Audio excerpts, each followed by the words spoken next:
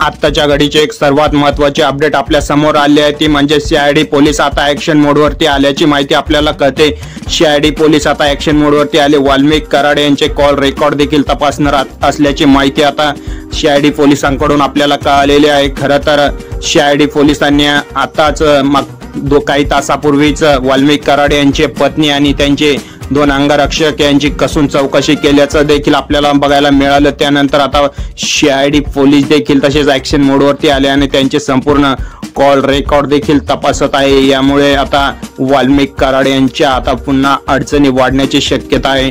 खरं तर वाल्मिक कराड हे अनेक दिवसांपासून म्हणजेच या ठिकाणी देशमुखांचा मृत्यू म्हणजे हत्या झाली आणि त्यानंतर वाल्मिक कराड हे नॉट रिचेबल झाल्याची माहिती आपल्याला सोशल मीडियाच्या माध्यमातून बघायला मिळत होती आणि खरं तर त्या माध्यमावरती अनेकांच्या प्रतिक्रिया उमटत असताना एकीकडे वाल्मिक कराड यांचे समर्थन काही जण करते तर दुसरीकडे त्यांना विरोध करत असतानाच आता संपूर्ण मुख्यमंत्री देवेंद्र फडणवीस देखील ॲक्शन मोडवरती आल्याची माहिती आता आपल्याला कळत आहे।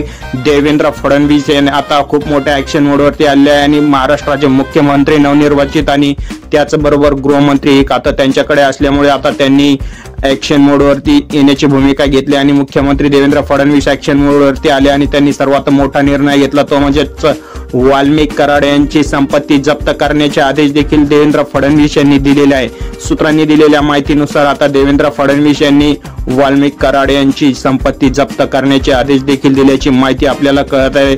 त्याचबरोबर संपूर्ण या ठिकाणी जे आदेश देवेंद्र फडणवीसांनी दिले ते मागेही त्यांनी बोलून दाखवलं होतं आणि त्याबरोबर आता संपूर्ण फरार आरोपींची देखील संपत्ती जप्त करण्याचे आदेश या ठिकाणी देवेंद्र फडणवीस यांनी दिले आहे अशी माहिती आपल्याला सूत्रांकडून मिळतच आहे।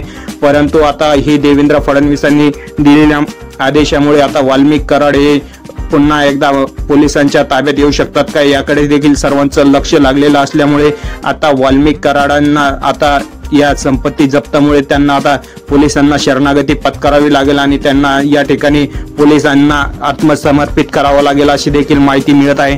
परंतु संपूर्ण फरार आरोपींची संपत्ती देखील जप्त करण्याचे आदेश दिले आहे। खरं तर देवेंद्र फडणवीस हे मुख्यमंत्री झाल्यानंतर त्यांनी हा गृहमंत्री पदाचा पदभार स्वीकारल्यानंतर सर्वात महत्त्वाचा निर्णय घेतला असेल असं आपल्याला सांगणं अवघड ठरणार नाही, कारण देवेंद्र फडणवीसांनी सांगितलं होतं तो हे आरोपीमध्ये जरी मंत्री देखील असला तरीही त्याला आता माफी नाही आणि त्यामुळेच आता देवेंद्र फडणवीसांचा हा निर्णय संपूर्ण महाराष्ट्राला कसा वाटतो याकडे देखील सर्वांचं लक्ष लागलेलंच असेल। परंतु देवेंद्र फडणवीस आता सीआयडी पोलीस या घटनेची अतिशय सखोल चौकशी तर करणारच आहे, परंतु देवेंद्र फडणवीसांनी दिलेले आदेश त्यामुळे आता वाल्मिक कराड यांची संपत्ती त्याचबरोबर फरार आरोपीची संपत्ती जप्त करण्याचे आदेश दिले आणि याची सीआयडी पोलीस देखील या घटनेची अतिशय खोलात जाऊन चौकशी करीत असल्याची माहिती सूत्रांकडून आपल्याला मिळत आहे। कारण सूत्रांनी दिलेल्या माहितीनुसार की सीआयडी देखील या माहिती या ठिकाणी झालेल्या जे घटना आहे त्याची आता संपूर्ण माहिती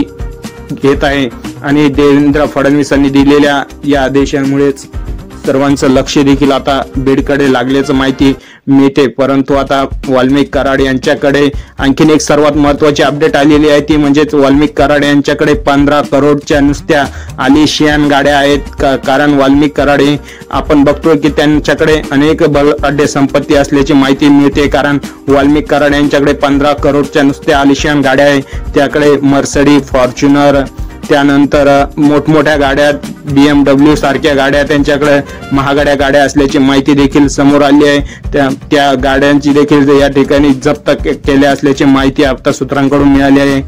तर त्याचबरोबर वाल्मिक कराड यांची ही 15 करोडची संपत्ती देखील नुसत्या आलिशान गाड्यांमध्येच आहे। तर